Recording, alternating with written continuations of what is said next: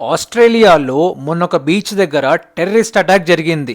ఈ attack ఆస్ట్రేలియాని base చేసుకొని జరిగిన అటాక్ కాదు, ఆస్ట్రేలియాలో ఉన్న జూయిష్ కమ్యూనిటీని టార్గెట్ చేస్తూ జరిగిన అటాక్. మనం ఇన్ని డేస్ ఇజ్రాయెల్ అని చెప్పి, ఇరాన్ అని చెప్పి, పాకిస్తాన్ అని చెప్పి ఈ కంట్రీస్లో ఎక్కువ కాన్ఫ్లిక్ట్స్ ఉన్నాయి అండ్ ఇష్యూస్ ఉన్నాయని చెప్పి వింటున్నాం కపుల్ ఆఫ్ ఇయర్స్ నుంచి. కానీ సడన్గా ఆస్ట్రేలియాలో ఇలా అటాక్ జరగడం అనేది కొంచెం షాకింగ్గానే ఉంది.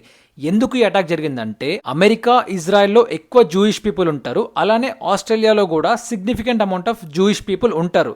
ఇప్పుడు వాళ్ళని బేస్ చేసుకొని ఈ అటాక్ జరిగింది. మరి ఈ అటాక్ సడన్ గా జరిగిందా అంటే కాదు. లాస్ట్ కపుల్ ఆఫ్ డేస్ నుంచి జూయిష్ అగైనిస్ట్ గా ఆల్రెడీ ఇష్యూస్ జరుగుతున్నాయి.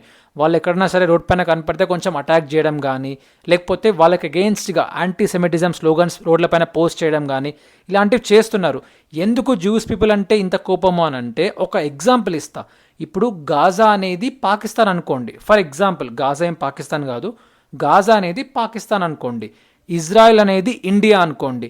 ఇప్పుడు పాకిస్తాన్లో ఒక టెర్రరిస్ట్ గ్రూప్ అనేది ఇండియా పైన ఎట్లా అటాక్ చేసిందో, గాజాలో ఉన్న ఒక టెర్రరిస్ట్ గ్రూప్ హమాజ్ అనేది ఇజ్రాయెల్లో ఉన్న జూస్ పీపుల్ పైన అటాక్ చేసింది. అప్పుడు జూస్ పీపుల్ చనిపోయినరు, అలానే మన ఇండియాలో కొందరు పహల్గామ్ అటాక్లో చనిపోయినరు. అప్పుడు ఇండియా ఏం చేసింది, తిరిగి పాకిస్తాన్లో ఉన్న టెర్రరిస్ట్ గ్రూప్స్ పైన అటాక్ చేసింది. బట్ ఇక్కడ ఇజ్రాయెల్ ఏం చేసింది, గాజాలో ఉన్న పాలెస్టైన్ పీపుల్కి టార్చర్ చేయడం స్టార్ట్ చేసింది.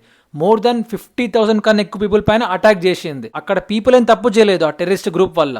అండ్ ఇక్కడ కూడా హమాజ్ అటాక్ చేయడం అనేది తప్పు, ఇజ్రాయెల్లో ఉన్న జూస్ పీపుల్ ఏం తప్పు చేయలేదు. అంతే కదా. ఇప్పుడు ఇండియాలో పీపుల్కి ఏం సంబంధం, పాకిస్తాన్లో ఉన్న నార్మల్ పీపుల్కి టెర్రరిస్ట్ గ్రూప్స్తో ఏం సంబంధం? కానీ ఏమైపోతుంది, అల్టిమేట్గా నార్మల్ పీపుల్ పైన అటాక్ చేస్తుంటే అల్టిమేట్గా ఆ కంట్రీ పైన హేటెడ్ స్టార్ట్ అవుతుంది. ఆ కంట్రీ పైన హేటెడ్ వస్తే అల్టిమేట్లీ ఆ కంట్రీ పీపుల్ని కూడా మనం తక్కువ చేసి చూస్తాము.